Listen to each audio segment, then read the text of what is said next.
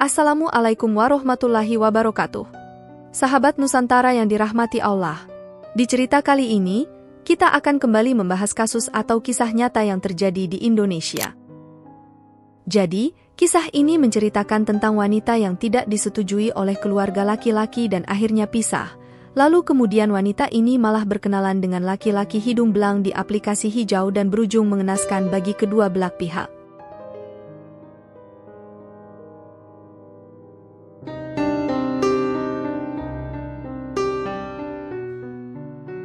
Bagaimana kisah selengkapnya dari kisah ini? Tonton video ini sampai habis agar sahabat Nusantara bisa paham. Namun sebelum menyimak kisahnya, sempatkanlah menulis sholawat kepada Nabi kita di kolom komentar sebagai tanda penghormatan kita kepada beliau. Allah berfirman dalam surat Al-Ahzab ayat 56, sesungguhnya Allah dan para malaikatnya bersolawat untuk Nabi. Wahai orang-orang yang beriman, bersolawatlah kamu untuk Nabi dan ucapkanlah salam dengan penuh penghormatan kepadanya. Cerita ini dibuat berdasarkan berita yang sudah beredar dan diterbitkan oleh beberapa media publik yang aku sajikan dan aku rangkum dalam bentuk alur cerita. Sebelum kita mulai videonya, seperti biasa, jangan lupa untuk like, share dan subscribe channel ini. Siapkan posisi ternyaman kalian untuk menikmati video ini. Baiklah, sekarang, mari kita bahas. Berawal dari sebuah daerah, Kabupaten Toba, Medan. Ada seorang wanita muda bernama Echa Boru Tampu Bolon, berusia 32 tahun, warga Kecamatan Balige, Kabupaten Toba, Sumatera Utara. Echa merupakan lulusan dari Universitas Dharma Agung Medan dengan jurusan ekonomi. Setelah lulus kuliah, Echa menikah dengan seorang pria yang identitasnya tidak diketahui. Dari pernikahan tersebut, Echa memiliki seorang anak. Selama menjalani kehidupan rumah tangga, Echa bekerja sebagai administrasi di sebuah perusahaan distributor spare part. Namun, pekerjaan tersebut hanya dia tekuni beberapa tahun. Setelah itu, Echa memilih untuk menjalankan usaha sendiri, yaitu berjualan pakaian secara online. Echa adalah seorang pekerja keras dan mengelola usahanya di sebuah kos-kosan. Sayangnya, tidak lama setelah kelahiran anak pertamanya, ia mengalami perceraian dengan suaminya. Perceraian itu terjadi karena beberapa alasan yang tidak bisa lagi ditoleransi dalam hubungan pernikahan mereka. Singkat cerita, Echa menyewa kontrakan di Jalan Pelajar dan tinggal sendirian. Meskipun sudah memiliki anak dari pernikahan sebelumnya, Echa memilih untuk tinggal sendiri, sementara anaknya dititipkan kepada kedua orang tuanya. Meskipun demikian, Echa tetap rutin memberikan nafkah dan kebutuhan finansial untuk anaknya setiap bulan melalui orang tuanya. Di lingkungan kosan tempat tinggal Echa, dia dikenal sebagai sosok yang mudah bergaul dengan orang lain. Tidak jarang, Echa ikut serta dalam kegiatan bersama ibu-ibu lain di sana. Orang-orang melihat Echa sebagai perempuan mandiri, baik, dan ramah. Sering juga memasak bersama tetangga-tetangga kosnya, sehingga tidak heran banyak orang yang menyukai Echa dan senang berteman dengannya. Setelah sekian lama bercerai dengan suami pertamanya, Echa kemudian menjalin hubungan dengan seorang pria bernama Ari Ginting. Dari hubungan ini, mereka berdua sudah berniat serius untuk melangkah ke jenjang pernikahan. Pada tahun 2023, tepatnya bulan Desember, mereka berencana untuk melangsungkan pernikahan. Namun, rencana tersebut harus terhenti karena orang tua Ari Ginting tidak merestui hubungan mereka. Orang tua Ari mengetahui bahwa Echa adalah seorang janda. Mereka menjadi ragu terhadap Echa dan meminta Ari untuk mengakhiri hubungan tersebut. Keluarga Ari merasa malu bahwa anak mereka akan menikahi seorang janda dan mereka tidak ingin memiliki menantu dengan status tersebut. Akibatnya, hubungan antara Echa dan Ari menjadi semakin renggang, meskipun pada saat itu Ari sebenarnya yakin bahwa dia mencintai Echa dan tidak peduli dengan masa lalu Echa. Namun, semua ini terjadi karena desakan keluarga. Ketika harapan untuk menikah di bulan Desember tidak terwujud, sekitar bulan Oktober tahun 2023, Ari mulai menjaga jarak dengan Echa. Ari bahkan mengatakan bahwa dia ingin mengakhiri hubungan dengan Echa. Meskipun begitu, mereka masih sering bertemu dan berkomunikasi lewat pesan. Bahkan ketika Echa mencoba membuka hatinya untuk bertemu dengan pria lain, dia masih menceritakan semuanya kepada Ari. Dengan kata lain, mereka masih menjalani hubungan sebagai teman dekat, meskipun berstatus teman tapi mesra. Echa sempat mencari pasangan baru melalui aplikasi kencan online, namun tak satu pun dari pria-pria yang ditemuinya di sana berhasil membangun hubungan serius. Echa selalu berbagi pengalamannya ini kepada Ari. Ari yang sebenarnya masih mencintai Echa selalu berusaha menemani Echa sampai dia menemukan pria yang cocok dengannya. Singkat cerita, suatu hari Echa tiba-tiba kembali menggunakan aplikasi kencan online. Aplikasi yang digunakan pada saat itu adalah WeChat, yang sebenarnya sudah dikenal sebagai media yang sering disalahgunakan untuk booking online atau aktivitas yang tidak diinginkan. Mungkin karena iseng, kesepian, atau mungkin Echa merasa putus asa pada saat itu, Echa memilih aplikasi tersebut. Selama proses instalasi dan pendaftaran di WeChat, Echa merasa sangat senang. Di platform tersebut, dia berkenalan dengan banyak pria baru. Melalui aplikasi ini, Echa kemudian mengenal seorang pria bernama Panji Satria.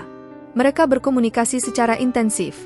Panji Satria, umur 25 tahun, bekerja sebagai karyawan di sebuah restoran siap saji di daerah Medan Kota. Meskipun tidak banyak informasi tentang latar belakang Panji, yang jelas dia sudah memiliki pacar dan bahkan berencana untuk menikah pada tanggal 3 Desember tahun 2023. Namun, 2 minggu sebelum pernikahannya, Panji justru mendownload WeChat, mungkin dengan niat untuk bersenang-senang sebelum terikat dalam pernikahan. Panji memiliki maksud tertentu ketika mengunjungi WeChat. Dia ingin mencari seorang perempuan yang dapat memenuhi kebutuhan pribadinya. Keberuntungan membawa dia bertemu dengan Echa dan mereka mulai berkomunikasi. Percakapan mereka tidak seperti orang yang baru berkenalan. Mereka nyambung dan asyik, namun sayangnya arah obrolan mereka menjadi tidak sehat dan keduanya berniat untuk bertemu di kos-kosan Echa. Pertemuan tersebut tidak biasa karena Panji langsung masuk ke kediaman Echa. Tanpa basa-basi, mereka langsung menuju ke kamar dan bercocok tanam. Namun, beberapa sumber informasi menyatakan bahwa sebenarnya Echa membayar Panji untuk menemani dan memuaskan kebutuhannya. Setelah momen tersebut, mereka saling membuka diri dan berbagi cerita yang sangat dalam. Echa menceritakan tentang dirinya dan kesedihannya, begitu juga dengan Panji yang berbicara tentang dirinya dan hubungannya dengan sang kekasih yang akan segera menikah. Ketika Panji menceritakan tentang kekasihnya, tiba-tiba Echa merasa sedikit cemburu, meskipun mereka baru saja kenal. Pada saat itu, Echa menyadari bahwa perannya hanyalah sebagai teman. Tetapi entah mengapa, tiba-tiba timbul perasaan suka dan nyaman dengan Panji. Namun, dia memilih untuk menyembunyikan perasaannya karena dia tahu bahwa hubungan mereka tidak akan berkembang menjadi yang serius.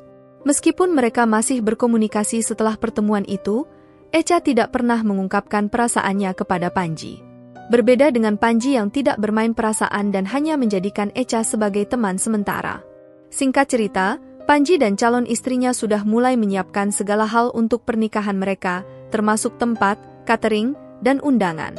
Mereka berdua sangat menantikan hari pernikahan. Di sisi lain, Echa mengetahui bahwa waktu pernikahan Panji dan kekasihnya sudah dekat. Tiba-tiba, Echa merasa galau dan tidak menerima kenyataan bahwa laki-laki yang baru dikenalnya akan menikah. Pikiran negatif mulai muncul dan Echa berpikir bahwa jika Panji sudah menikah, mustahil dia akan melayaninya lagi. Melihat situasi yang membuatnya tidak tahan, Echa memutuskan untuk berterus terang mengenai perasaannya kepada Panji. Tanpa diduga, Echa menghubungi Panji lagi dan mengajaknya untuk bertemu sekali lagi. Sudah 2 minggu berlalu sejak pertemuan pertama mereka. Echa mengirim pesan yang isinya kurang lebih seperti ini. "Hai, kita ketemu lagi." Namun, respon dari Panji cukup tegas. Panji merespon dengan kalimat, "Enggak, Echa. Aku tidak bisa. Aku juga tidak mau. Kita akhiri saja sampai di sini. Anggap saja yang kemarin itu tidak pernah terjadi." Membaca pesan tersebut, Echa merasa tidak terima. Meskipun Panji sudah jelas menyatakan penolakannya, Echa yang sudah terlanjur memiliki perasaan kepada Panji tidak mau melepaskannya begitu saja. Echa mencari cara agar Panji mau bertemu dengannya lagi.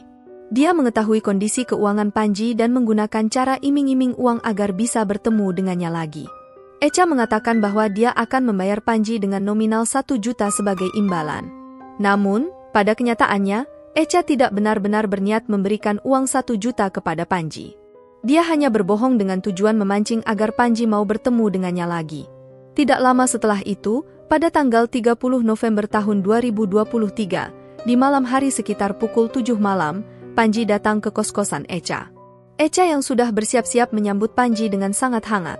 Tanpa berlama-lama, Echa langsung mengajak Panji masuk ke dalam kamar. Pakaian Echa sudah minim, karena godaan dan Panji tidak bisa menahan diri, akhirnya mereka bercocok tanam. Setelah selesai bercocok tanam, Panji menanyakan tentang janji uang yang dijanjikan oleh Echa. Echa menjawab bahwa nanti dia akan memberikan uangnya, tetapi dia ingin mengatakan sesuatu. Panji yang tidak curiga bertanya dengan santai. Echa kemudian mengungkapkan perasaannya bahwa selama ini dia menyimpan perasaan cinta kepada Panji. Echa mengungkapkan keinginannya agar Panji membatalkan pernikahan dengan calon istrinya. Panji kaget dan tidak curiga dengan niatan Echa karena awalnya dia hanya ingin bersenang-senang saja. Echa pun tidak memberikan uang sebesar 1 juta tersebut kepada Panji. Ternyata, uang itu adalah pancingan Echa untuk bisa menemui Panji kembali. Panji, yang merasa kesal karena semuanya tidak sesuai harapannya, marah dan tidak terima karena Echa telah membohonginya. Dia langsung menunjukkan kemarahannya dengan menarik Echa. Panji memegang Echa dengan erat, hingga membuat Echa sulit bernafas. Pada saat itu, Echa mencoba melawan dan ingin berteriak, tetapi tenaganya tidak cukup. Echa terkulai, dan suara teriakannya sempat didengar oleh Lia, tetangga kosannya. Namun, Lia tidak terlalu merespon suara tersebut karena menganggap mungkin hanya lelucon atau candaan. Panji pada saat itu mencoba untuk tidak menghiraukan Echa setelah merasa puas. Panji, yang kesal karena tidak mendapatkan uang sesuai perjanjian, menarik kalung yang ada di leher Echa. Panji tidak bermaksud untuk membunuhnya, tetapi hanya ingin membuatnya dan pingsan. Selain itu, Panji juga berencana mengambil barang-barang untuk dijual sebagai gantinya. Setelah Panji merasa puas, dia pergi meninggalkan Echa dalam keadaan sana. Sebelum pergi, Panji bahkan meletakkan tubuh Echa di kolong kasur. Meskipun Echa masih hidup dan sadar dalam keadaan yang sangat dia sempat berteriak minta tolong. Suara Echa yang lemah terdengar berulang-ulang oleh Lia, tetangga kosnya. Lia, yang merasa penasaran namun takut, memutuskan untuk memanggil ibu kos. Kemudian Lia langsung berlari dan meminta tolong kepada ibu kos. Tanpa berlama-lama, ibu kos dan Lia menghampiri kamar Echa, berusaha memanggilnya namun tidak mendapatkan jawaban. Mereka hanya berani mengetuk pintu dan memanggil Echa, tidak ingin mengganggu privasinya dan menganggap suara tersebut mungkin hanya dari TV atau lelucon orang yang sedang bercanda. Akhirnya, ibu kos menunggu di depan kamar Echa, berharap Echa akan keluar sendiri. Setelah menunggu setengah jam tanpa mendengar suara apapun yang mencurigakan, ibu kos memutuskan untuk pergi sementara dengan niat kembali untuk memeriksa nantinya. Namun, setelah beberapa saat ia kembali untuk mengecek kembali, Echa tetap tidak merespon setelah pintu diketuk. Meskipun ibu kos tidak melihat tanda-tanda yang mencurigakan pada saat itu, Echa belum memberi jawaban. Ibu kos kemudian memutuskan untuk pergi dan masuk ke dalam rumahnya. Keadaan Echa tetap misterius. Apakah Echa menghembus pas terakhirnya atau hanya tidak sadarkan diri? Sementara itu, Ari, mantan pacar Echa yang biasanya sering berkomunikasi dengan Echa, merasa bingung karena Echa tiba-tiba tidak memberi kabar. Ari mencoba menghubungi Echa, namun tidak bisa dihubungi. Khawatir dan penasaran, Ari memutuskan untuk datang ke kos-kosan Echa sekitar pukul 9 malam. Sesampainya di sana, Ari mencoba mengetuk pintu, tetapi tidak mendapatkan jawaban dari Echa. Berbeda dengan ibu kos yang memilih untuk menjaga privasi, Ari merasa dekat dengan Echa dan langsung mencoba membuka pintu kamar. Saat Ari memasuki kamar, ia sangat terkejut melihat pemandangan yang mengerikan. Tubuh Echa tergeletak tanpa di bawah kolong tempat tidur. Ari langsung berteriak dan panik, lari keluar sambil meminta tolong dengan teriakan keras. Pada saat itu, penghuni kos yang mendengar teriakan Ari keluar dari kamar mereka dan melihat keadaan kamar Echa. Di samping Echa tergeletak beberapa HP miliknya dan tidak ada barang yang hilang di dalam kos-kosan tersebut. Keadaan Echa menjadi misterius, dan semua orang di sana bingung dengan apa yang terjadi. Namun, Ari yang menyadari bahwa kalung yang biasanya dipakai Echa tidak ada di lehernya, mulai curiga. Seorang tetangga yang melihat tubuh Echa berteriak. Orang-orang di sekitar dengan cepat bertindak dan membawa Echa ke rumah sakit umum Madani untuk mendapatkan pertolongan. Ketika Echa dibawa ke rumah sakit, Ari segera menelepon keluarga Echa untuk memberitahu kondisinya yang tengah dirawat di rumah sakit. Namun, sayangnya, kondisi Echa sangat kritis. Pihak keluarga Echa yang mendengar kabar tersebut merasa panik dan langsung menuju ke rumah sakit. Namun, pihak rumah sakit memberitahu bahwa upaya penyelamatan tidak berhasil dan Echa telah menghembuskan nafas terakhirnya. Ari yang mendengar berita tersebut terkejut dan menangis, tidak percaya bahwa Echa telah menghembuskan nafasnya. Dia kemudian menelepon keluarganya lagi dan memberitahu bahwa Echa sudah tidak pas. Orang tua Echa merasa tidak percaya dan kaget, bahkan berteriak bahwa Ari berbohong. Tidak mungkin anak mereka meninggal. Mereka segera menuju ke rumah sakit untuk memastikan kebenarannya. Setelah itu, Ari yang merasa ada kejanggalan dalam kejadian ini, didampingi pemilik kos-kosan, melaporkan kejadian tersebut ke Polsek Medan Kota. Pihak kepolisian segera turun ke lokasi untuk melakukan olah TKP. Tidak hanya itu, mereka juga menjemput Echa dari Rumah Sakit Umum Madani untuk dievakuasi ke Rumah Sakit Bayangkara guna kepentingan otopsi. Di sisi lain, Panji menceritakan perbuatannya kepada saudaranya. Panji merasa sangat menyesal dan bersalah. Saudaranya yang mendengar cerita dari Panji merasa terkejut dan bingung, tidak menyangka bahwa Panji dapat melakukan perbuatan sekeji itu. Saudaranya hanya bisa mengatakan sabar kepada Panji, mencoba memberikan dukungan dan menghibur Panji. Keesokan harinya, Panji mendapat informasi bahwa Echa ternyata sudah kehilangan nyawa. Panji semakin ketakutan dan panik, bahkan sampai menangis. Dia merasa bersalah dan menyesal atas perbuatannya. Panji memberitahu orang tuanya bahwa dia telah melakukan perbuatan yang tak pantas terhadap seorang perempuan. Orang tua Panji mencoba untuk menenangkan Panji dan tidak menganggap serius pernyataannya. Namun, Panji terus memberitahu mereka tentang perbuatannya. Panji bahkan menyampaikan bahwa dia sedang diburu polisi.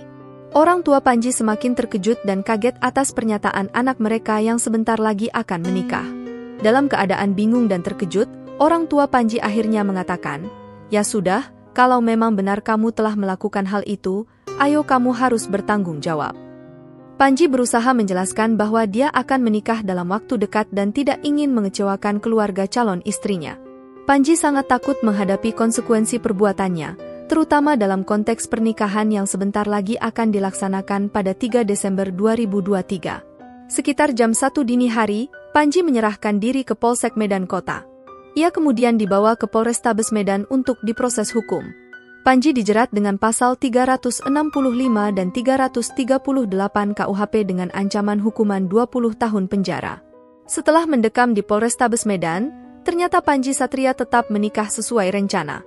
Akad nikah berlangsung di ruang penyidik Satreskrim Polrestabes Medan. Setelah menjalani beberapa kali persidangan di Pengadilan Negeri Medan, Panji Satria akhirnya divonis 13 tahun penjara. Sahabat Nusantara, bagaimana pendapat kalian? Begitulah cerita kasus ini. Semoga kita bisa belajar dari kejadian ini. Jangan sampai hal seperti ini terjadi pada kita atau orang-orang terdekat kita. Terima kasih sudah menonton, dan sampai jumpa di video berikutnya.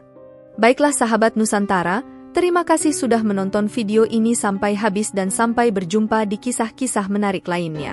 Saya akhiri, wassalamualaikum warahmatullahi wabarakatuh.